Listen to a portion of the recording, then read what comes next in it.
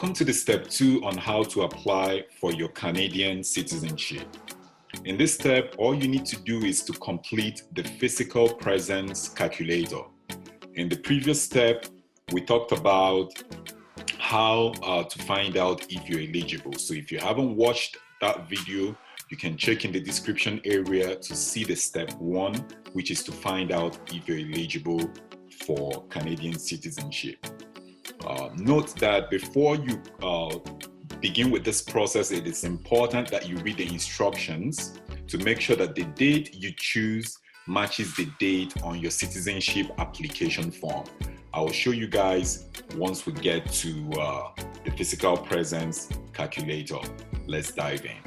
So if you remember from the previous step where we checked our eligibility to apply for the citizenship, and down here, after you might have answered all the questions, it said that you probably meet the requirements to apply for Canadian citizenship. So the next step is what? To use the physical presence calculator. So we're going to click on that.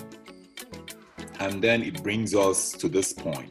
In the PowerPoint I showed you guys a few seconds ago, try to read this information. I'm not going to go into details to read it. Try to read that. It's going to give you a clue on some things to know.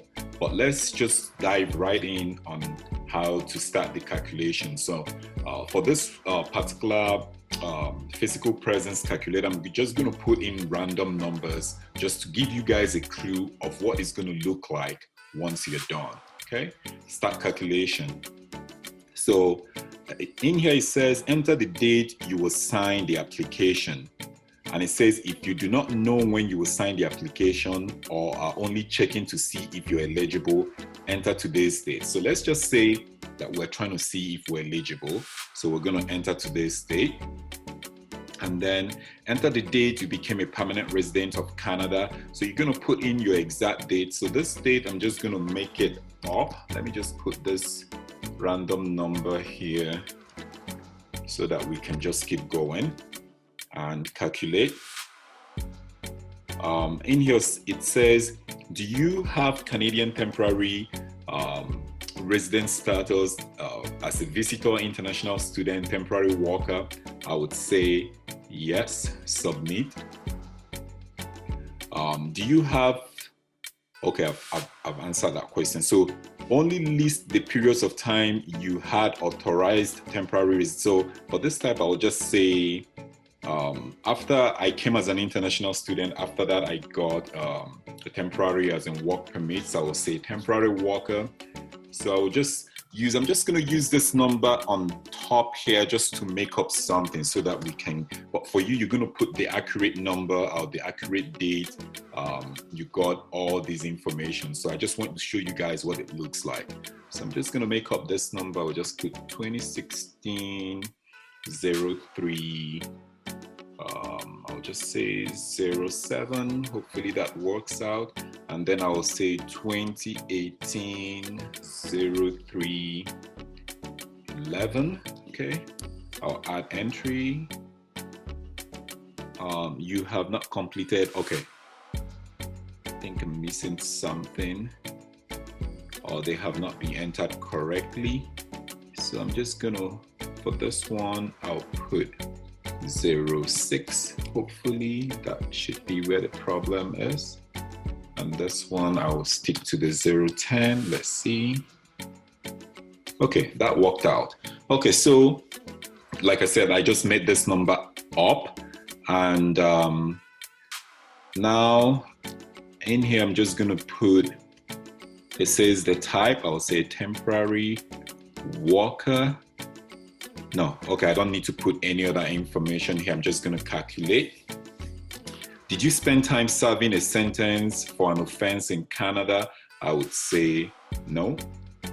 Submit.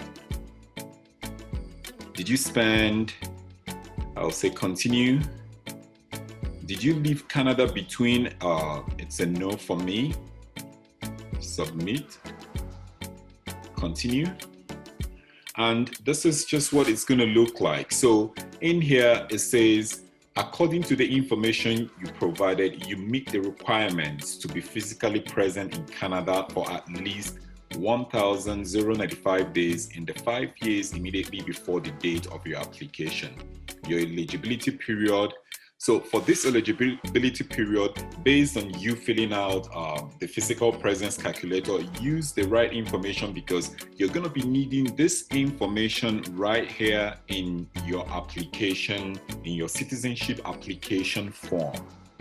Right? It actually said it here. You will need this for your application form, right? So this is just information that came out after we filled out that information, and pretty much that's all you're gonna need. So I forgot to mention something. Because I already created an account, if you start the physical presence calculator, at some point, if you don't have an account, it's gonna tell you to register. All you have to do is you create an account and continue. I already have an account. That's why that didn't show up, right? So once you finish this, you have the option to print it. For me, what I did when I filled out mine was I saved it to my computer, and then I had to print it off when I got to work. On when you can print it off when you get to any place there is a computer or a printer, right? You can do that. But the best bet for you should be to save it and then you print it off later. But if you do have a printer, you can do that right away. And that is all you need to do for the step 2. You save that information and you keep this information handy because you're going to be attaching this physical presence calculator. It's going to be part of the documents needed in your application process. When we get to the step 3, when we get to the final step, which is the step 4, when we're putting all the documents together, you're going to see a check off where you're going to check that you've completed this particular physical presence calculator. I hope this makes sense. If you need to rewatch this video to help you understand or read the instructions, you can go back and watch this video again. I'll see you guys in the next step, which is step 3. And in the step 3, I'm going to show you guys how to complete your citizenship application form. Bye for now.